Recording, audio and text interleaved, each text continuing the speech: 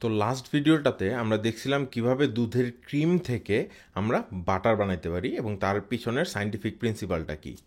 তো আজকের ভিডিওতে আমরা দেখব সেই বাটারটা ইউজ করে আমরা ঘি বানাইতে পারি কিনা। তো আমরা যদি বাটারের স্ট্রাকচারটা দেখি সেটা দেখতে অনেকটা এইরকম, যে সেখানে মেন অংশটাই আসলে মিল্কের ফ্যাট এবং সেই ফ্যাটের মাঝখানে কিছু ওয়াটারের ড্রপলেট আছে। তো আমরা জানি দুধের এক ধরনের প্রোটিন যেটা ওয়ে প্রোটিন, সেটা এই পানিতে ডিজলভড অবস্থায় থাকে। আবার দুধের যে কার্বোহাইড্রেটটা ল্যাকটোজ, সেটাও এই পানিতে ডিজলভড অবস্থায় বা দ্রবীভূত অবস্থায় থাকে। এছাড়াও বাটার বানানোর সময় দুধের যে আরেকটা প্রোটিন কেইসিন প্রোটিন, সেটারও কিছু অংশ এই বাটারে চলে আসছে। তো ঘিকে ইংলিশে বলে ক্ল্যারিফাইড বাটার, মানে এই বাটারটাকে আরও ক্ল্যারিফাই করলে বা আরও পিউরিফাই করলে তখন সেটা ঘি হয়। তো এই প্রসেসের উদ্দেশ্যটা হচ্ছে বাটারের মধ্যে যে পানি আছে এবং সে পানির মধ্যে যে দ্রবীভূত সলিডগুলো আছে সেগুলোকে আমরা সরাই ফেলবো এখান থেকে এবং শুধুমাত্র পিওর মিল্ক ফ্যাটটাকে আমরা এক্সট্র্যাক্ট করব। সেটাই হচ্ছে আমাদের ঘি বা ক্ল্যারিফাইড বাটার। তো আনসল্টেড বাটারের কম্পোজিশন যদি আমরা দেখি, সেখানে মোটামুটি 80%-এর মতোই থাকে ফ্যাট, 17-18% মতো থাকে পানি, আর সেই 1-2% থাকে মিল্কের সলিডগুলো, যেখানে কিছু প্রোটিন এবং কিছু কার্বোহাইড্রেট সেটা মূলত পানিতে দ্রবীভূত অবস্থায় থাকে। তো গত ভিডিওতে আমরা দেখেছি আমরা 140 গ্রামের মতো বাটার বানিয়েছিলাম। তো সেই বাটারটা আমি বের করে দেখি এখন ওজন কত। আমি মাঝখানে কিছু খেয়ে ফেলছি, তো আমি দেখতেছি এখানে আছে 122 গ্রামের মতো বাটার। তো প্রথমেই আমি বাটারটাকে ছোট ছোট কিছু পিস করে একটা গ্লাসের কেটলিতে নিয়ে নিই। তো পিস করার কারণ হচ্ছে এটা যাতে সহজে গলে যায়।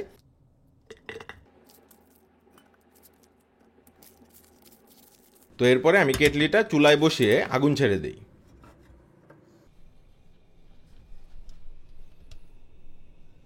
তো আস্তে আস্তে যখন এটা হিট হচ্ছে আমরা দেখতে পাচ্ছি বাটারটা গলে যাচ্ছে।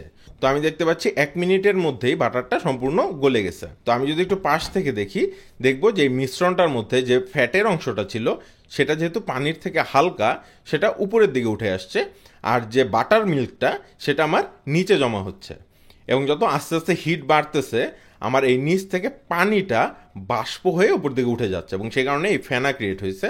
তো আস্তে আস্তে যত হিট বাড়তেছে তত আমার বাটার মিল্কে যে পানিটা ছিল সেটা বাষ্পীভূত হয়ে যাচ্ছে এবং সে পানিতে দ্রবীভূত অবস্থায় যে সলিডগুলো ছিল সেগুলো নিচে পড়ে যাচ্ছে এবং পাত্রের গায়ে লেগে যাচ্ছে। তো এভাবে মোটামুটি 4-5 মিনিট এটাকে একটু কম আগুনে জাল দিলে আমরা দেখতে পারবো একসময় উপরে ফ্যাটটা উঠে আসতেছে, যেটা অনেকটা তেল ভেসে আসার মতো, এবং কেটলিটার গায়ে এবং নিচে অনেকগুলো কালো কালো সলিড জমে গেছে। তো এইটাই আসলে সেই মিল্ক সলিডগুলা যেটা পানিটায় দ্রবীভূত ছিল। এটা অনেকটা ওই রকম, আমরা যদি লবণ পানিকে জাল দিই তাহলে পানিটা বাষ্প হয়ে যাবে আর লবণগুলো নিচে পড়ে থাকবে। একইভাবে এই মিল্ক সলিডগুলো যেগুলো আমার পানিতে দ্রবীভূত অবস্থায় ছিল সেগুলো নিচে পড়ে যাচ্ছে আর পানিটা বাষ্প হয়ে যাচ্ছে। তো এই পর্যায়ে আস্তে আস্তে ঘিয়ের সেই ট্রেডমার্ক গন্ধটা বের হওয়া শুরু হয়েছে। তো ঘিয়ের যে গন্ধটা সেটা মূলত এই মিল্ক সলিডগুলো পুরে পুরে সেখান থেকে ইনফিউজ হয়ে আসে। তো এই পর্যায়ে আপনি যদি আরও জাল দেন তাহলে ঘিয়ের কালারটা আস্তে আস্তে চেঞ্জ হয়ে ডার্ক ব্রাউন হতে থাকবে এবং এই গন্ধটাও তীব্র হতে থাকবে। কিন্তু একটা পর্যায়ের বেশি চলে গেলে সেই সলিডগুলো একদম পুড়ে যাবে, তখন একটা তিতকুটে ভাব চলে আসবে। তো আমি মোটামুটি এই অবস্থায় চুলাটা নিভাই দিই। তো আমি এখন একটা ছাঁকনি দিয়ে এই যে ফ্যাটটা আছে সেটাকে স্ট্রেন করে নিই আরেকটা পাত্রে। তো আমি এখানে দেখতে পাচ্ছি প্রচুর গাছ জমে গেছে আমার এই ছাঁকনিটার মধ্যে এবং পাত্রের গায়ে। তো এগুলো আসলে সেই মিল্ক সলিডগুলো। আপনি যদি দোকানের বাটার ব্যবহার করে এইভাবে ঘি বানান তাহলে এত কালো কালো সলিড আসলে জমবে না, কারণ সেটা আরও পিউরিফাইড বাটার হয়। কিন্তু গত ভিডিওতে আমরা দেখছি যে আমরা মাত্র বাটারটা 1-2বার পানিতে ধুইছিলাম, সুতরাং এটার মধ্যে আরও অনেকখানি বাটার মিল্ক ছিল আমাদের বাটারটায়। দোকানের বাটারটা আরও একটু পিউরিফাইড হয়, সুতরাং এত কালো জমবে না, হয়তো আরও কম জমবে। তো আমি এখন এই বিকারটায় দেখতে পাচ্ছি একদম পিওর মিল্ক ফ্যাট, যেটা আমাদের ঘি, সেটা এখানে জমা হয়েছে। এটার নিচে ছোট ছোট আরও কিছু পার্টিকেল ছাঁকনির ফাঁক দিয়ে পড়ে গেছে। তো আমি যদি কোনো চিজ ক্লথ বা কাপড় দিয়ে ছাঁকতাম তাহলে সেই পার্টিকেলগুলো হয়তো আটকানো যেত।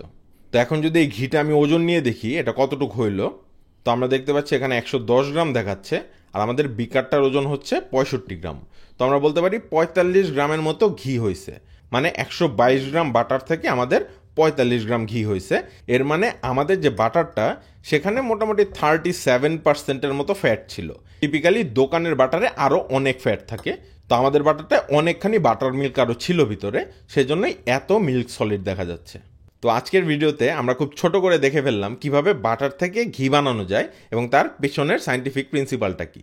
তো নেক্সট কোনো ভিডিওতে আমরা হয়তো চিজ এবং ইয়োগার্ট এগুলো কিভাবে বানাই সেটাও দেখব।